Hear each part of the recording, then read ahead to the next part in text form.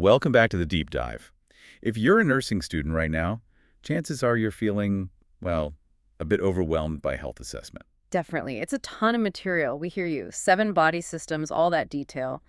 It's a lot to juggle. Exactly. So this deep dive, it's specifically for you. We're aiming to be your study guide shortcut today. That's the plan. No fluff, no rambling textbook chapters. We're zeroing in on the high-yield stuff, the definitions, the mechanisms, the processes you actually need to know for exams. Think core concepts, clinical relevance. We're covering cardiovascular, peripheral vascular, and lymphatic. GI and renal, musculoskeletal, mental status, nervous system, and reproductive. All the big ones. Right. We want to help you see the patterns, make connections, and recall this stuff under pressure. So let's dive right in. Chapter 14, cardiovascular system. The heart of it all, literally. Okay, first things first, anatomy basics. Where's the heart? You need that mental picture. It sits in the mediastinum, right under the sternum, roughly between the 2nd and 5th intercostal spaces, or ICS. But the key positioning clue, the one to really visualize, is that about 2/3 of the heart actually lies to the left of the body's midline. It's not perfectly centered. Okay, location down. Now, the function, the dynamics, cardiac output, CO, this is fundamental. Absolutely fundamental. You just have to memorize this formula. Cardiac output, CO, equals heart rate, HR, times stroke volume, SV. CO equals HR x SV. Got it. That's the total blood pumped out per minute. Exactly. And that stroke volume piece, the SV, that's the volume pumped with each individual beat. And that's where it gets a bit more complex. Right, because SV depends on 3 interconnected things: preload, contractility, and afterload. Let's unpack preload first. Okay, preload. Think stretch or filling pressure. It's the load, the amount of stretch on those cardiac muscle fibers right before they contract. So it's all about the volume filling the ventricle at the very end of diastole, that relaxation phase. Precisely. End diastolic volume is a good way to think about it. What stretches the muscle is the blood filling it up. So what makes that stretch, that preload, go up? Anything that increases the blood coming back to the heart. So increased venous return. Like when you take a deep breath in, the chest pressure drops, pulls blood back. Or exercising muscles squeezing blood back through the veins. Exactly. And pathologically, think heart failure.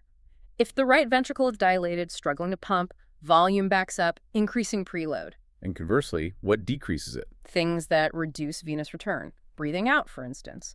Or if blood pools elsewhere, maybe in the capillaries or venous system due to vasodilation or fluid loss, less volume returning means less stretch. Okay, that's preload the stretch before the squeeze.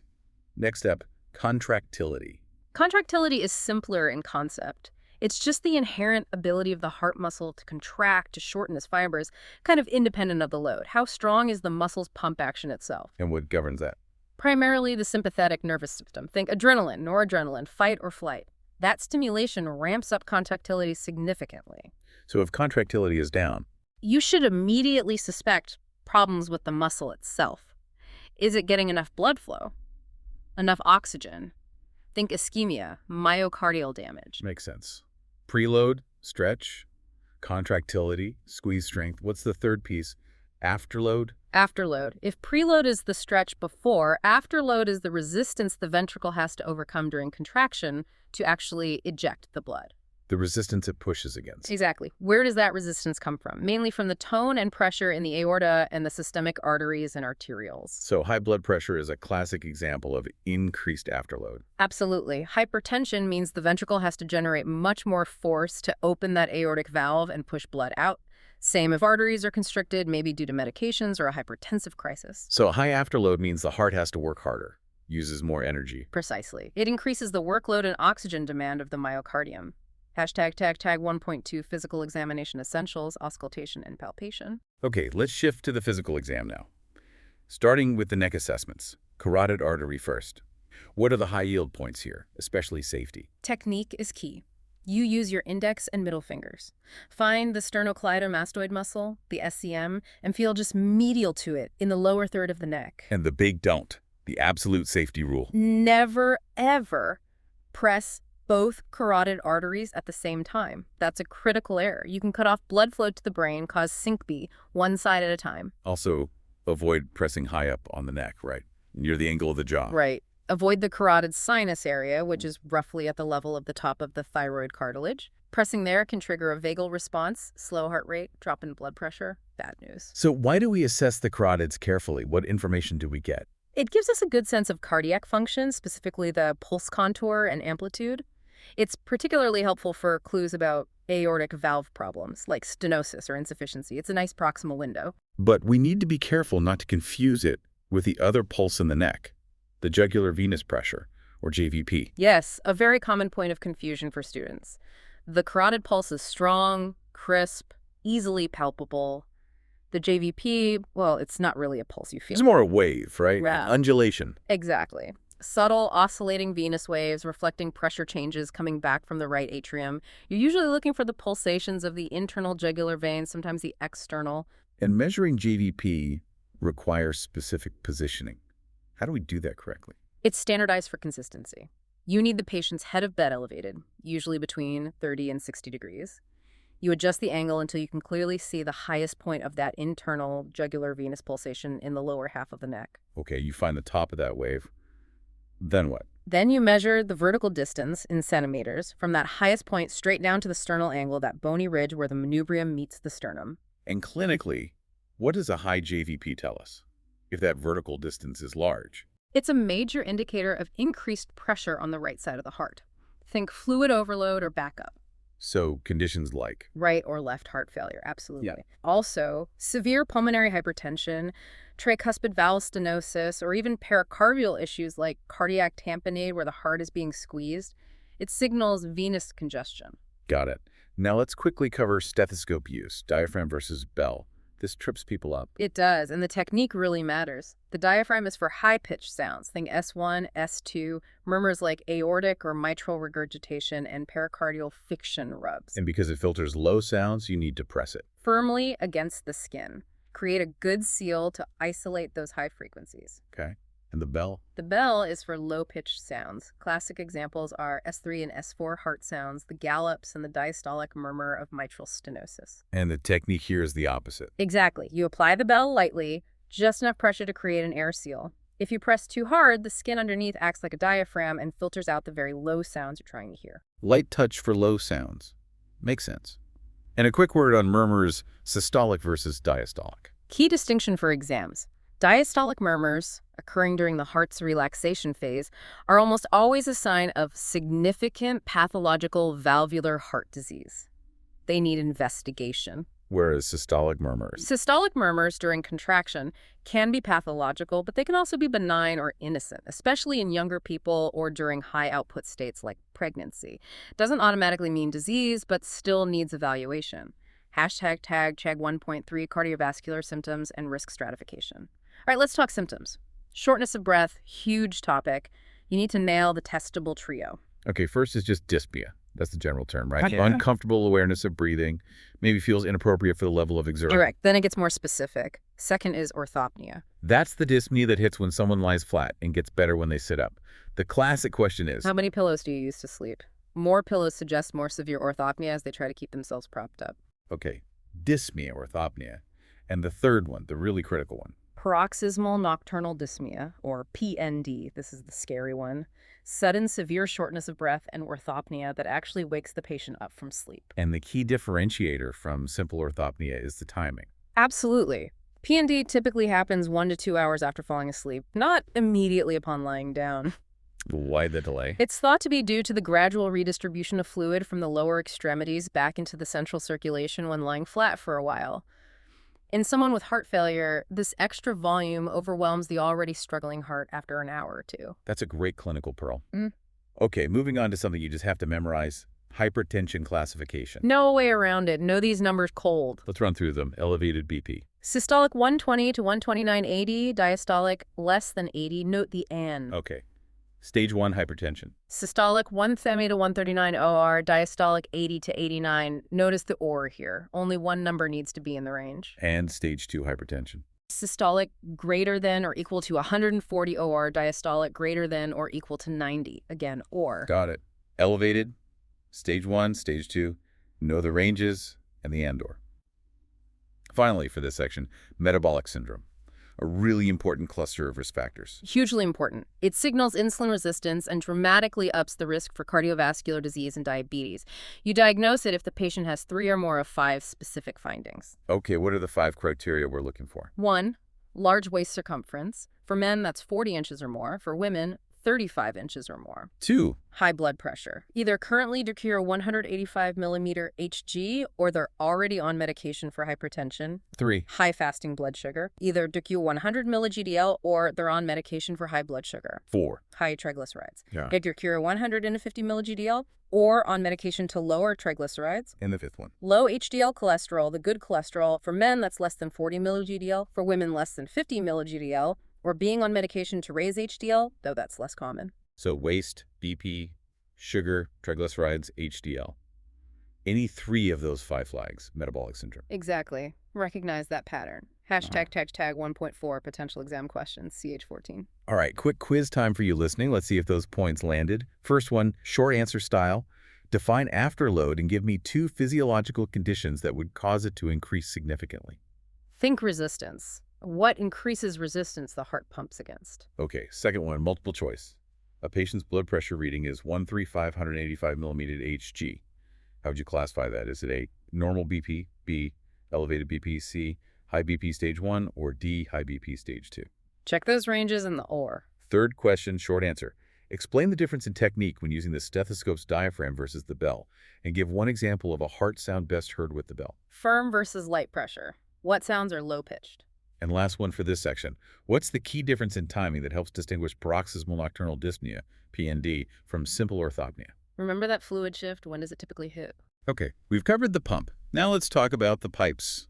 The peripheral vascular system, chapter 15, starting with the arteries and peripheral arterial disease, or PAD. Right, and it's a smooth transition because the underlying cause of PAD is usually the same as coronary artery disease atherosclerosis. Those fatty plaques building up. So PAD is atherosclerosis in the arteries of the limbs, typically the legs. Exactly. Narrowing or blockage, restricting blood flow. And the absolute classic high-yield symptom you need to associate with PAD is? Intermittent claudication. If you see that term on an exam, PAD should be right at the top of your differential. Describe it for us again. What are the key features? It's a cramping pain, aching, or maybe just fatigue in the leg or arm muscles that is reliably brought on by exercise, like walking a certain distance, maybe 2 blocks. And crucially, It's reliably and completely relieved by a short period of rest, usually within about 10 minutes. Stop walking, the pain goes away. Start again, it comes back at roughly the same distance. why does that happen? It's a classic supply-demand mismatch. The exercising muscle needs more oxygenated blood, but the narrowed artery just can't deliver enough. Rest reduces the demand, pain subsides. And the clinical significance of PAD isn't just leg pain, right? It's a systemic marker. Absolutely critical point. Someone with PAD has roughly triple the risk of dying from a heart attack or stroke compared to someone without it. The leg problem is a huge red flag for widespread vascular disease. Good reminder. Briefly, the artery structure, 3 layers. Yep. Innermost is the intima, the thin endothelial lining. That's where atherosclerosis starts, regulates clotting, blood flow. Middle layer. The media, that's the thick, smooth muscle layer, handles blood pressure changes, allows constriction and dilation. And the outer layer. The adventitia. Connective tissue provides structural support. Hashtag tag 2.2 venous and lymphatic system essentials. Okay, switching gears from arteries to veins. How are they different? Veins are generally thin-walled, much more distensible, stretchy compared to arteries. They have to return blood to the heart, often against gravity. Which means they need Valves. One-way valves to prevent backflow, especially in the legs. And because they're so distensible, they act as a reservoir. They can hold up to 2/3 of your circulating blood volume at any given time. Now, when we talk about problems in the veins, especially clots, we have to mention Virchow's triad. Mandatory knowledge for DVT risk. Absolutely. You need to know the 3 components that contribute to deep vein thrombosis formation. 1. Venous stasis. Slow or sluggish blood flow. Think immobility after surgery, long plane rides, prolonged standing. 2. Hypercoagulability. An increased tendency for the blood itself to clot can be genetic due to cancer, certain medications like oral contraceptives, dehydration. And 3. Vessel wall damage or injury to the veins intima. Could be from trauma, surgery, IV catheters, inflammation. So stasis, hypercoagulability, vessel damage. Those 3 together dramatically increase DVT risk. And why is DVT such a major concern? The big danger is pulmonary embolism, or PE. If that clot, usually from a deep vein in the leg or pelvis, breaks loose It travels up. through the venous system into the right side of the heart and then gets pumped into the lungs where it can block pulmonary arteries. That can be catastrophic, even fatal. Okay, so DVT is acute. What about chronic venous problems? That's usually chronic venous insufficiency. This happens over time, either because the vein valves become incompetent, maybe damaged by a previous DVT, or due to prolonged high pressure in the veins, like from jobs requiring lots of standing or multiple pregnancies. And what does that lead to? Blood pools in the lower legs, causing symptoms like aching, swelling, skin changes like brownish discoloration, and potentially venous ulcers that are hard to heal. Got it. And a quick word on the lymphatic system. It's the third part of the peripheral vascular system, essentially a drainage network. It collects excess fluid and proteins from the tissues and returns them to the venous circulation. It also plays a key immune role. When we're examining, what are the key superficial nodes we might feel? The main ones you might assess are the epitrochlear nodes, located just above the medial epicondyle of the elbow. They drain the ulnar forearm and the little and ring fingers. And in the groin. The superficial inguinal nodes, there's a horizontal group along the inguinal ligament draining the lower abdomen, buttock, external genitalia, and a vertical group along the upper saphenous vein draining the leg. Hashtag 2.3 physical examination techniques and findings. Okay, let's talk assessment techniques. Edema. How do we check for pitting edema properly? It's a specific technique. You use your thumb and press firmly, but gently, for at least 5 seconds. Where do you press? Over bony prominences where edema tends to collect. Key spots are the dorsum, top of the foot, behind the medial malleolus, inner ankle bone, and over the shins. And then you look for An indentation, a pit, left after you remove your thumb. We grade the severity based on how deep the pit is and how long it takes to disappear, usually on a 1+ to 4+ scale. Now, clinically, does it matter if the edema is on one side or both? Hugely important distinction. Unilateral swelling, just one leg or arm, usually points to a local problem. Think DVT, chronic venous insufficiency on that side, or maybe lymphedema, a lymphatic blockage. Whereas bilateral swelling. Suggests a systemic issue, something causing generalized fluid retention. Top causes are heart failure, liver disease like cirrhosis, or kidney disease like nephrotic syndrome. Good differentiation. Now, back to DVT suspicion. Yeah. If you suspect a DVT in someone's calf, what's the big safety precaution during palpation?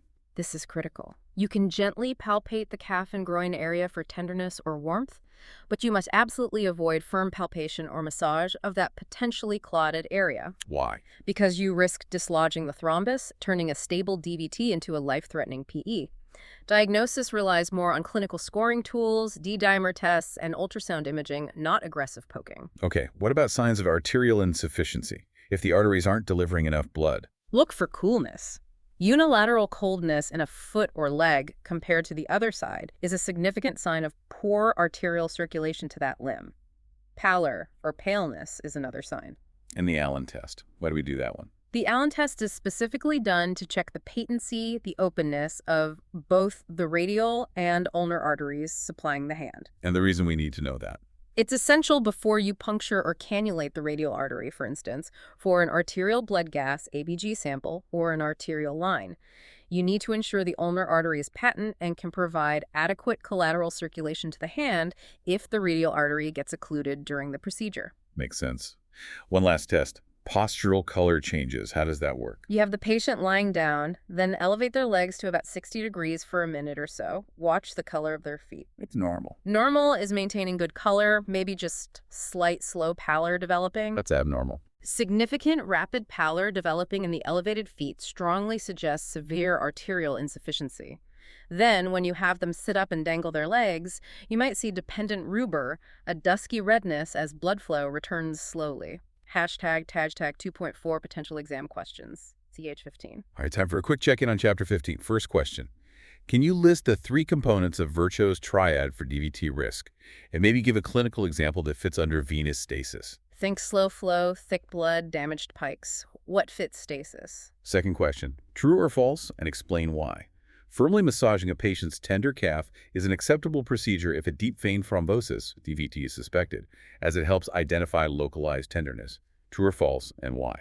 Think about that clot. Third short answer. When you're assessing a patient with edema, what's the critical difference in the likely cause if the swelling is unilateral versus bilateral? Local versus systemic? And last one, multiple choice. What is the primary reason for performing the Allen test?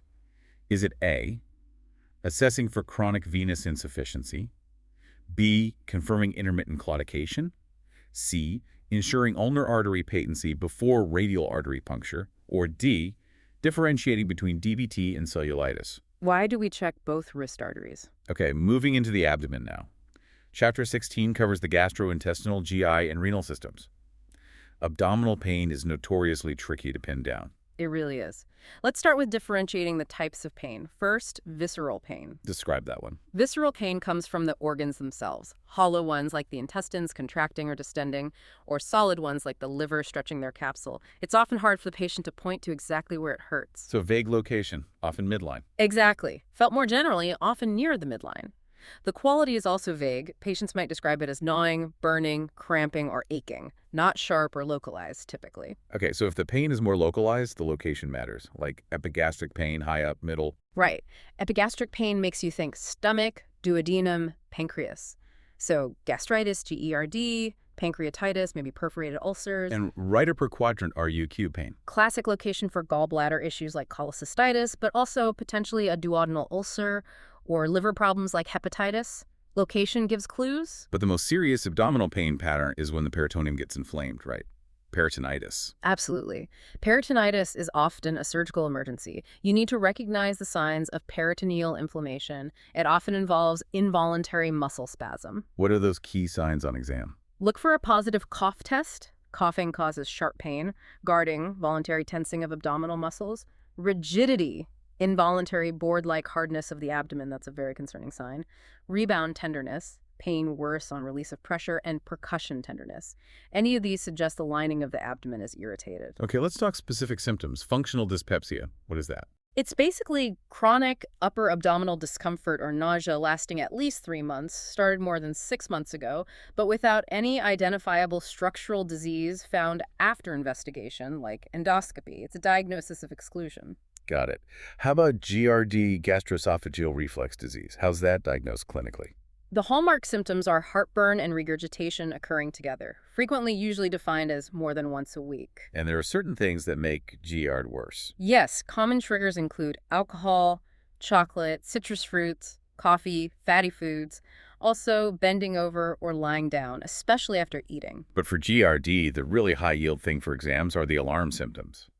These mean you can't just treat empirically. You need further investigation, usually endoscopy. Critical list to know. Dysphagia, difficulty swallowing, odonophagia, painful swallowing, recurrent vomiting, any sign of GI bleeding, unexplained weight loss, anemia, jaundice, or if it's new onset in someone over 55, any of those warrant a closer look. Let's talk GI bleeding. The appearance tells us a lot. Hematemesis. That's vomiting blood. It can be bright red blood indicating very brisk active bleeding, or it might look like coffee grounds. Coffee grounds means? Means the blood has been sitting in the stomach for a bit and got partially digested by gastric acid, turning it dark and granular. Still signifies upper GI bleeding. Okay, what about blood in the stool? Melena. Melena is the classic sign of upper GI bleeding, usually from the stomach or duodenum. It's black, tarry, sticky, foul-smelling stool. Why black and tarry? Because the blood has been digested by enzymes and bacteria as it travels through the entire GI tract. It typically requires a fair amount of blood loss, maybe 100 milliliter or more, to cause melena. Okay, so melena, usually upper GI bleed. What about hematochezia? Hematochezia is bright red or maroon-colored blood passed rectally. This usually indicates a lower GI bleed, like from the colon or rectum, because the blood hasn't had time to be digested. Usually lower GI. Yeah. But any exceptions? Yes, a very brisk, massive upper GI bleed can sometimes cause hematochezia if the blood moves through the intestines so quickly it doesn't have time to turn black. That implies a very large bleed, maybe over a liter. Good point. And one specific stool finding. Pencil-like stool. If a patient consistently reports their stool is narrow, like a pencil, it can suggest a partial obstruction low down in the colon, classically an apple core lesion from colon cancer in the sigmoid area. Okay. Lastly, for GI symptoms, jaundice. Yeah. Yellow skinies. What's the key biochemical distinction? You need to think about conjugated versus unconjugated bilirubin. Conjugated bilirubin has been processed by the liver, making it water-soluble. So if a conjugated bilirubin is high It can be excreted by the kidneys, leading to dark yellow-brown or tea-colored urine. and unconjugated bilirubin, That hasn't been processed by the liver yet. It's bound to albumin, not water-soluble, so it cannot be excreted in the urine. High unconjugated bilirubin doesn't change urine color usually. and jaundice itself can be caused by problems inside the liver or outside. Right. Intrahepatic jaundice means the problem is within the liver cells themselves, like hepatitis or cirrhosis, impairing bilirubin processing or excretion. Extrahepatic jaundice means the problem is outside the liver, usually an obstruction of the bile ducts, like gallstones blocking the common bile duct. Hashtag 3.3 renal and urinary assessment. Okay, shifting focus slightly to the renal and urinary system. Specific voiding symptoms, especially in men, can be very telling, like hesitancy, weak stream. Yes, symptoms like hesitancy, trouble starting the stream, decreased force of the stream, straining to urinate, or post-void dribbling are classic signs of partial bladder outlet obstruction. And the most common cause of that in older men. Benign prostatic hyperplasia, or BPH, an enlarged prostate squeezing the urethra, could also be a urethral stricture. What about polyuria producing excessive amounts of urine? What causes that? Could be simple, just drinking a lot of fluids, or it could be pathological. Poorly controlled diabetes mellitus causes osmotic diuresis, excess glucose, pulls water into the urine. Any other causes? Yes, diabetes insipidus. Yeah. Either central, where the brain isn't making enough antidiuretic hormone, ADH, or nephrogenic, where the kidneys aren't responding properly to ADH. Both lead to excretion of large volumes of dilute urine. Okay, now, urinary incontinence. This is a huge topic, Yeah. and you absolutely need to know the main types for exams. Let's go through them. First, stress incontinence. Stress incontinence is involuntary leakage that happens with increased intra-abdominal pressure. Think coughing, sneezing, laughing, lifting. And the underlying cause. Usually related to weak pelvic floor muscles or decreased urethral sphincter tone, more common in women after childbirth. Okay, second type, urge incontinence. Urge incontinence is characterized by a sudden, intense urge to urinate, followed quickly by involuntary leakage. The person often can't make it to the bathroom in time. What causes that gotta go right now feeling? It's typically caused by detrusor overactivity, the bladder muscle contracting involuntarily or spasming, sometimes called overactive bladder. Right, and the third main type, overflow incontinence. Overflow incontinence is when the bladder doesn't empty properly, becomes overly full, and urine just leaks or dribbles out continuously or frequently in small amounts. What leads to the bladder not emptying? Could be impaired detrusor contractility. The bladder muscle is too weak to empty effectively, like in diabetic neuropathy. Or it could be bladder outlet obstruction, like severe BPH, preventing emptying. The bladder just overflows. The stress, urge, overflow. Right. Got it. Now, back to the abdominal exam itself. There's a strict order you must follow. What is it? Absolutely mandatory sequence. Inspection first, then auscultation, then percussion, and finally palpation, IAPP. Inspect, auscultate, percuss, palpate. Why is auscultation second before touching the abdomen? Because percussing and palpating can potentially alter bowel sounds. You want to listen to the natural state of the bowels before you start pushing around. And why is palpation absolutely last? This is critical. Palpating, especially deep palpation, can cause pain or tenderness. If you do it early, the patient might start guarding or tensing up, which can make the rest of your exam, like percussion or even subsequent palpation, much harder to interpret or even misleading. You assess everything else first, then palpate. Makes perfect sense. One specific palpation point, assessing the aorta, especially in older adults. Yes, in patients over 50, you should assess the abdominal aorta for signs of an aneurysm, Kraftley. Feel for the pulsation slightly left of the midline in the upper abdomen. What are you feeling for? You try to gauge the width of the pulsation. A normal aorta is generally less than or equal to 3.0 centimeters wide. And if it feels wider, or especially if it feels expansile, pushing your fingers outwards with each beat. An expansile pulsation or with greater than 3.0 centimeter is suspicious for an AAA. The risk of rupture goes up significantly if the diameter gets over 4 or 5 centimeters, so finding this is important. Hashtag 3.4 potential exam questions, DH16. All right, let's test recall on GI and renal. First, when you're assessing abdominal pain, what are 3 physical exam signs, besides just reported pain, that would make you strongly suspect peritoneal inflammation or peritonitis? Think about that involuntary muscle reaction. Cough, rigidity. Second question, explain the difference between melena and hematochezia. What does each look like, and what's the typical source of bleeding for each? Black and Terry versus red, upper versus lower GI. Third, multiple choice. An older male patient complains of a sudden strong need to urinate frequently and often leaks urine before he can get to the restroom.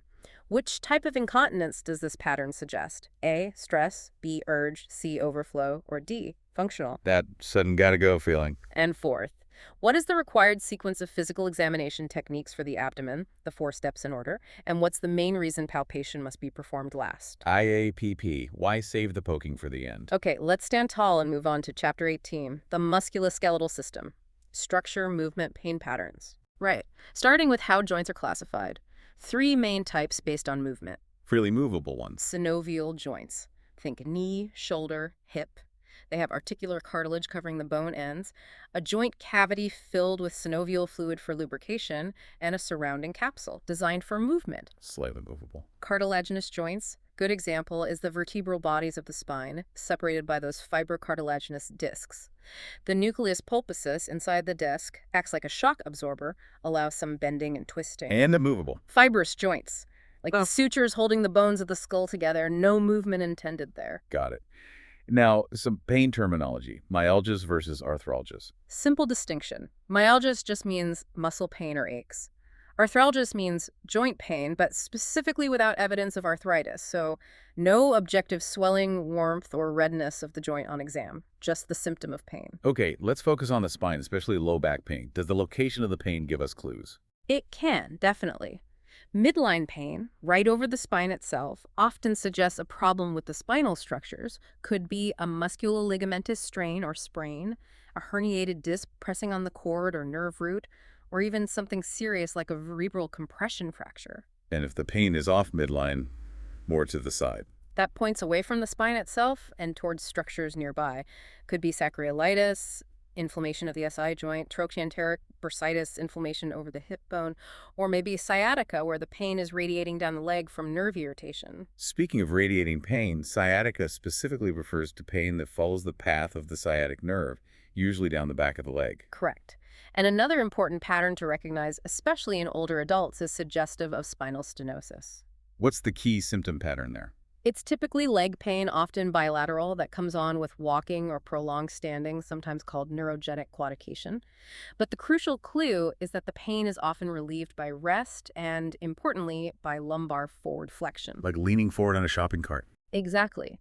That posture opens up the spinal canal slightly, relieving pressure on the nerves trapped by the narrowed canal stenosis. Standing upright narrows it again. That pattern is highly suggestive. And what about problems higher up, in the neck?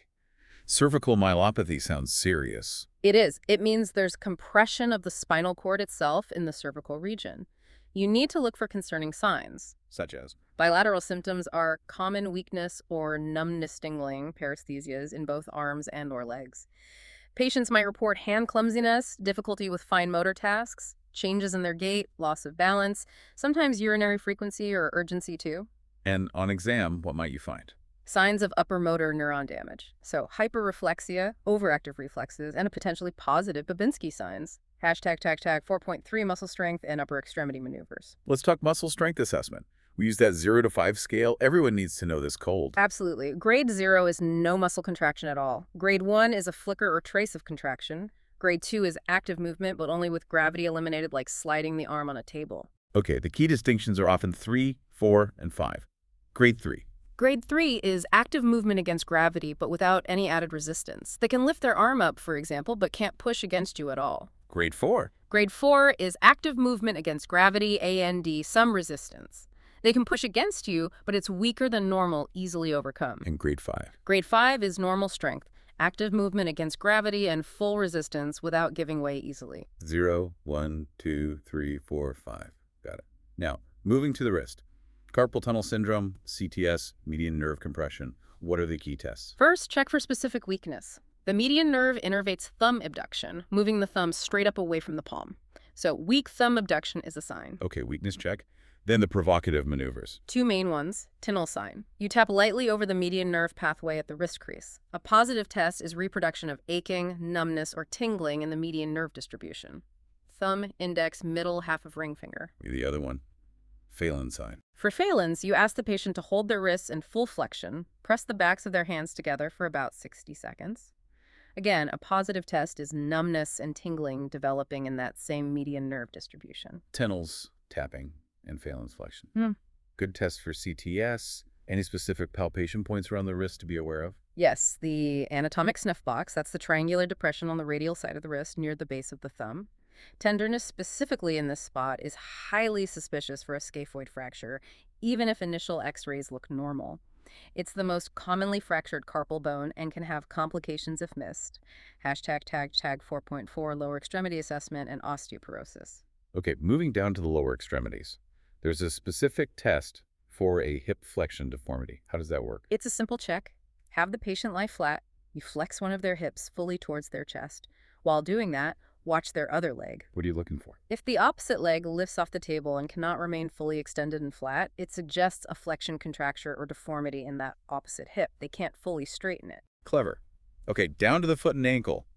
Any specific tenderness points that are clinically significant? Yes, tenderness elicited by squeezing the metatarsophalangeal, MTP, joints, the joints at the base of the toes across the foot, is often an early sign of inflammatory arthritis, particularly rheumatoid arthritis, RA. Good tip. How do you differentiate pain from a joint problem, like arthritis, versus a ligament problem, like a sprain? Generally, an arthritic joint will be painful with movement in almost any direction. A ligamentous sprain, however, is typically maximally painful only when you specifically stretch or stress that injured ligament. Example? A common ankle sprain usually involves the ligaments on the outside, lateral side, so pain would be worst with inversion, turning the sole inwards, and maybe plantar flexion as that stretches those specific ligaments. Moving the ankle in other directions might hurt less or not at all. Makes sense. Lastly, for this section, osteoporosis. We need to know the diagnostic criteria based on T-scores from a DEXA scan. Right. According to the World Health Organization, osteopenia, which is low bone mass but not yet osteoporosis, is defined as a T-score between Magato 1.0 and Magato 2.5.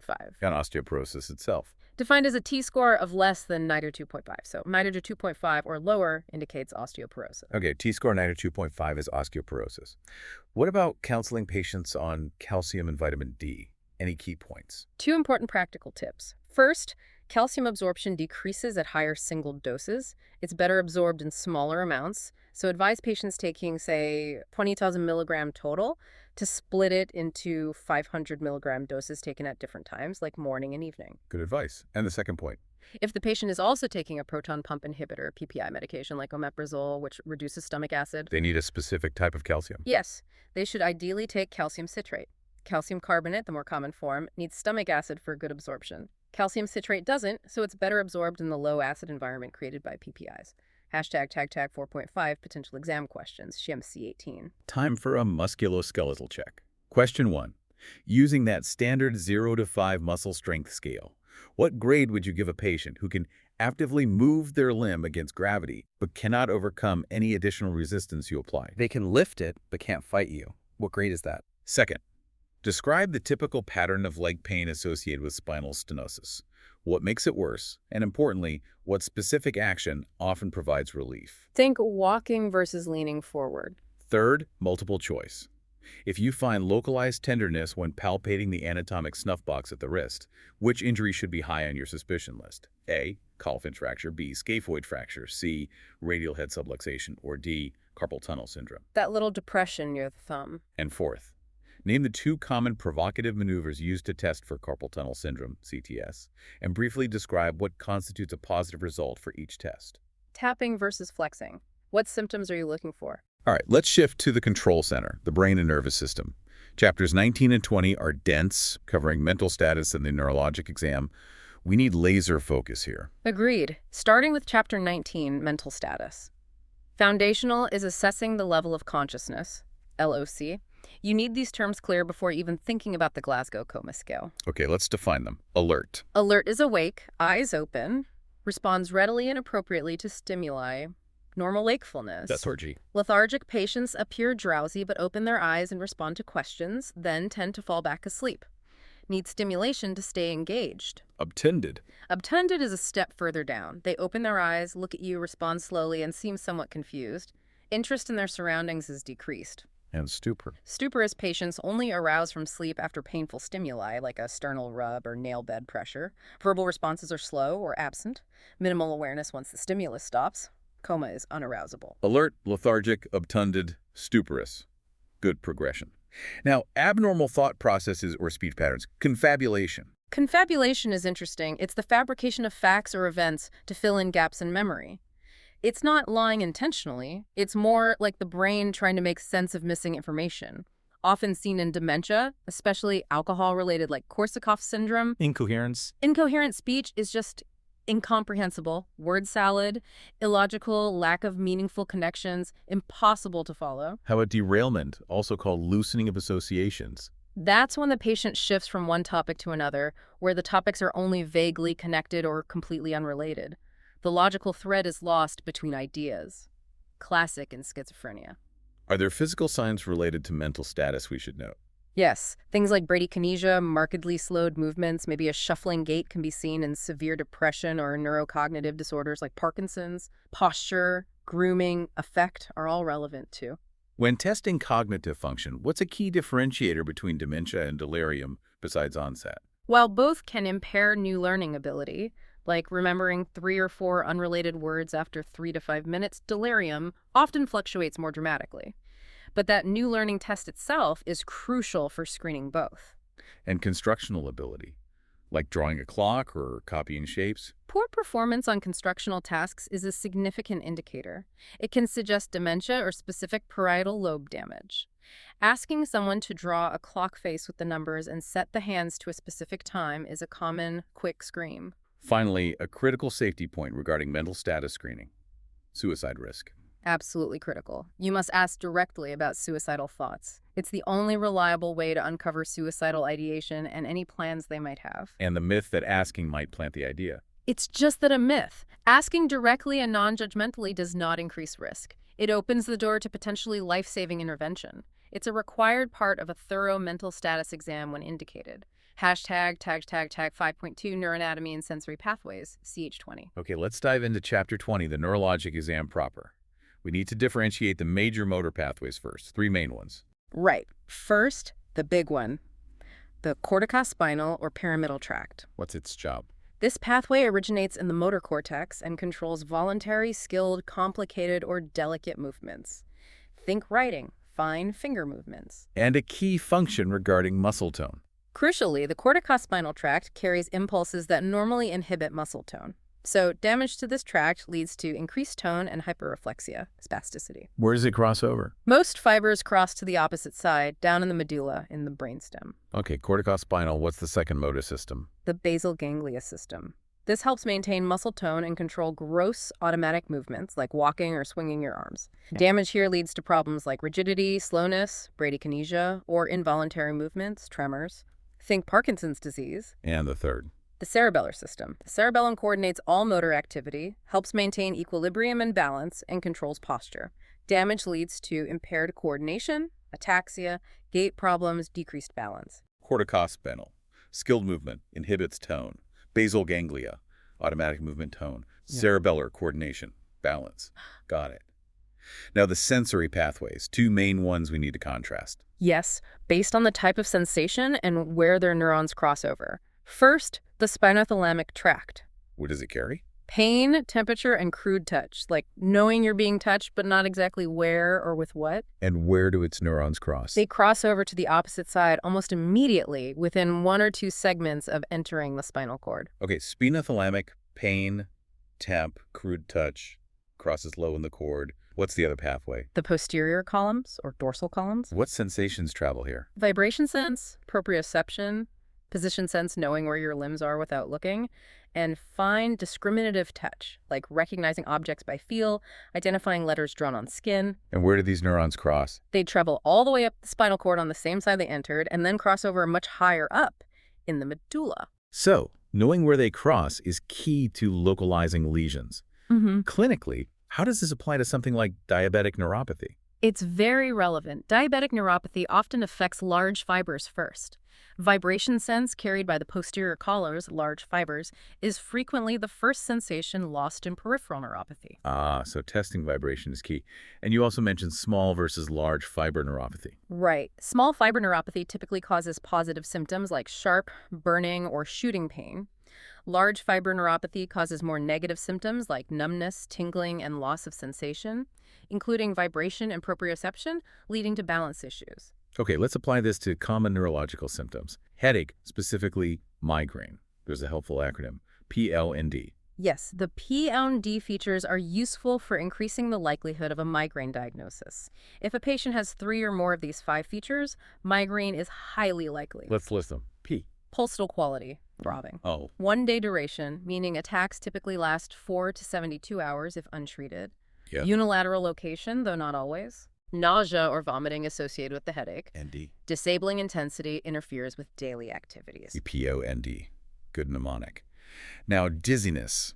This word is used vaguely. We need to differentiate. Presyncope versus vertigo. Critical distinction. Presyncope is that feeling of lightheadedness, like you're about to faint or pass out. It often points towards cardiovascular causes, arrhythmia, orthostatic hypotension, vasovagal reactions, not usually a spinning feeling. Whereas vertigo. Vertigo is a definite sensation of spinning or motion, either of the patient themselves or of their surroundings. Room spinning, vertigo.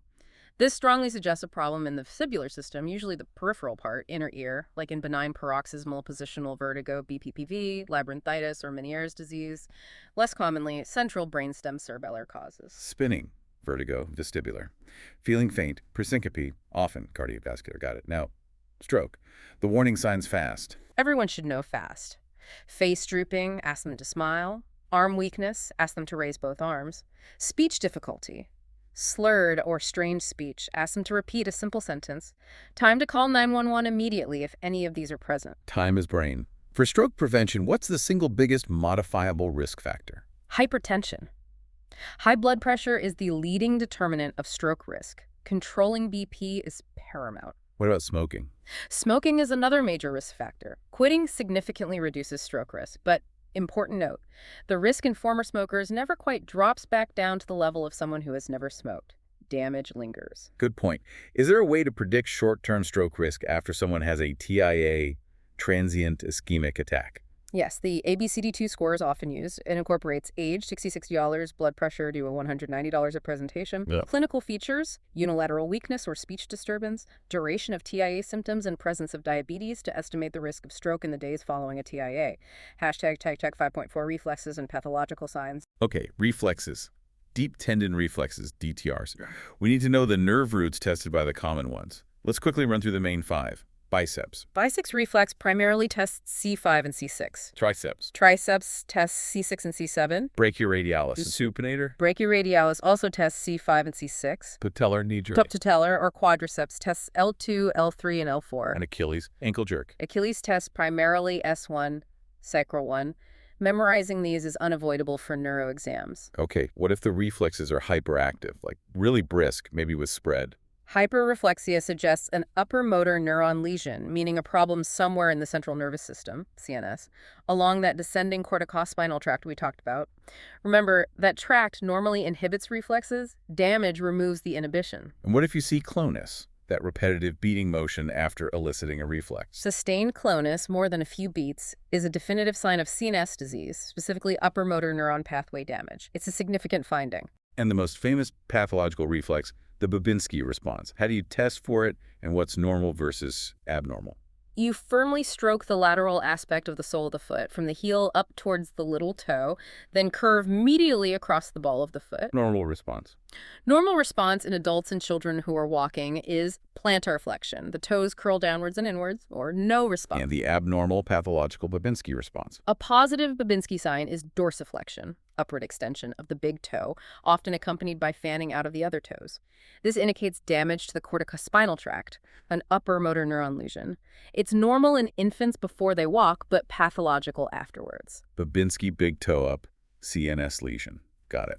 And for assessing an unconscious patient's overall neurological status. The standard tool is the Glasgow Coma Scale GCS, assessing eye-opening, verbal response, and motor response. Hashtag tag 5.5 potential exam questions at CR 19 and 20. Right. Neurocheck time. First question.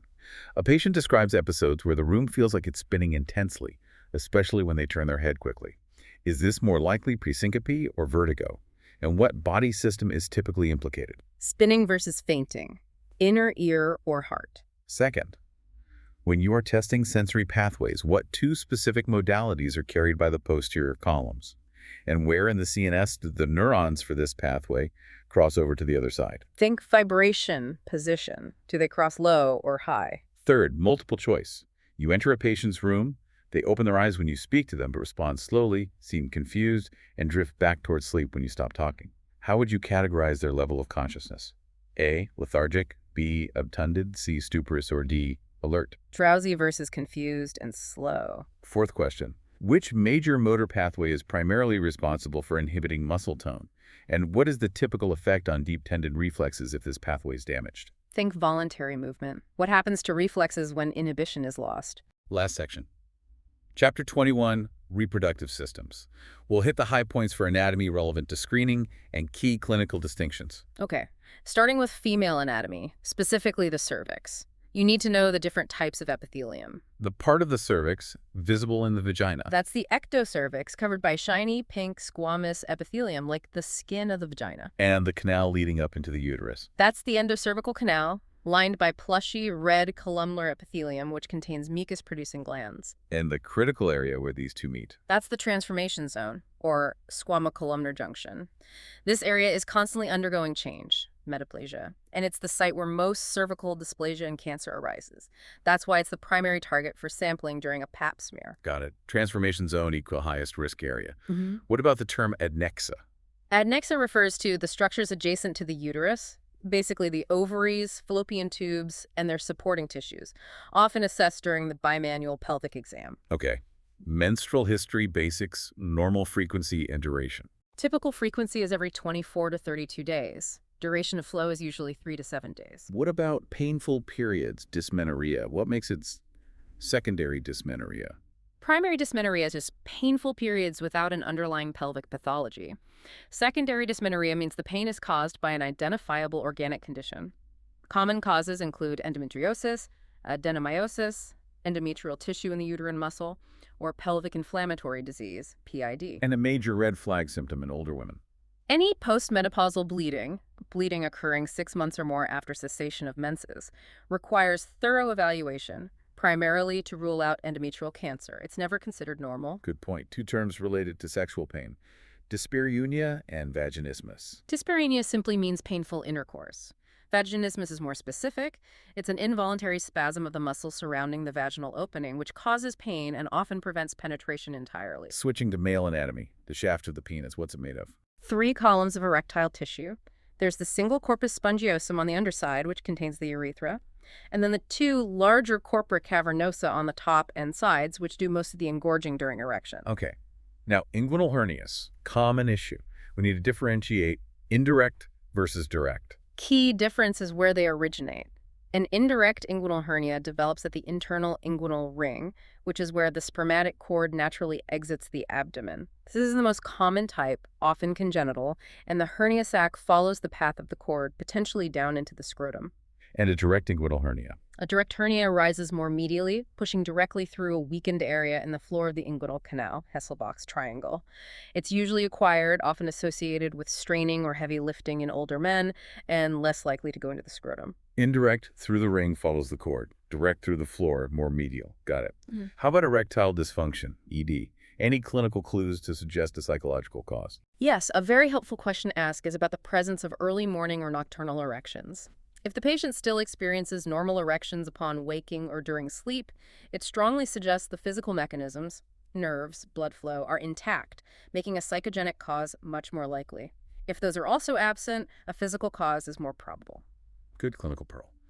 And finally, testicular self-examination, TSE, key counseling points. Best done monthly, standing, maybe after a warm bath or shower when the scrotal skin is relaxed. And what are they feeling for? What's the key structure to differentiate? They need to gently roll each testicle between the thumb and fingers, feeling for any hard lumps, painless nodules, or changes in size or consistency. Crucially, they need to identify the epididymis, the soft, comma-shaped, tube-like structure located on the back of the testicle. It's normal and often mistaken for a lump if they don't know what it is. Palpate the testicle itself, separate from the epididymis, #hashtag 6.3 health promotion and inclusive care. Let's touch on health promotion. The HPV vaccine. What does the current one protect against? The 9-valent HPV vaccine protects against 9 genotypes, 6 and 11, which cause most genital warts, and the high-risk types 16, 18, 31, 33, 45, 52, and 58, which cause most cervical, anal, and oropharyngeal cancers. Important point about condoms and HPV. Yes, while condoms reduce risk, consistent condom use does not completely eliminate the risk of transmitting or acquiring cervical HPV infection. The virus can be present on skin not covered by the condom. So vaccination and screening, like Pap smears, remain vital. And a crucial principle for providing care to LGBTQIA+ individuals, especially transgender patients. The absolute guiding principle is that preventive screenings should be based on the patient's current anatomy, regardless of their gender identity or hormone use. You give examples? Sure. A transgender man, assigned female at birth, who still has a cervix, needs regular cervical cancer screening, Pap smears. A transgender woman assigned male at birth, who still has a prostate, needs prostate cancer screening discussion based on risk factors. You screen the organs that are present. #hashtag 6.4 potential exam questions, Siege 21. Okay, final review questions for reproductive health. First, what is the name of the specific area on the cervix where squamous and columnar epithelium meet? And why is this zone so important clinically, especially regarding Pap smears? Where the two cell types meet. High-risk area. Second question, short answer.